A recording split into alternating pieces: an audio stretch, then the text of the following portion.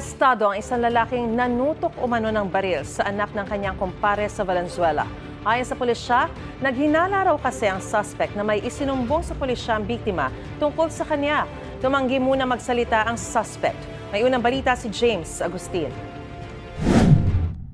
Inaresto ng pulisya ang 43 anyos sa truck driver na inireklamo ng panunutok ng baril sa anak ng kanyang kumpare sa Barangay Karuhatan, Valenzuela City. Ayon sa pulisya, naglalakad ang 23 anyos na biktima nang kumprontahin ng sospek. Tinanong ng ating biktima kung bakit at bigla na lamang nagalit yung ating suspect at sinabi na bistado ka na. Alam ko na yung mga pinagsasasabi mo.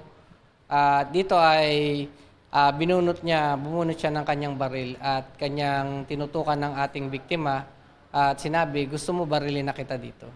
Base sa investigasyon, matagal na magkakilala ang dalawa. Ang ugat daw ng komprontasyon, tamang hinala. Pinaghihinalaan niya ang ating biktima na nagsusumbong ng illegal na aktibidad, kagaya ng paggamit ng illegal na droga sa lupang binabantayan ng kanyang ama. Nakakuha mula sa sospek ang isang revolver na kargado ng mga bala.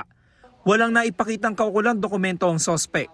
Ang ating isinabmit sa ating PNP Forensic Unit para sa cross-matching examination upang malaman kung ito ba ay nagamit sa iba pang shooting incidents. Sa korte na lang magsalita, sir. Sinampa ng sospek na reklamong grave threat at paglabag sa Comprehensive Firearms and Ammunition Regulation Act. Ito ang unang balita. James Agustin para sa GMA Integrated News. Gusto mo bang mauna sa mga balita? Mag-subscribe na sa GMA Integrated News sa YouTube at tumutok sa unang balita.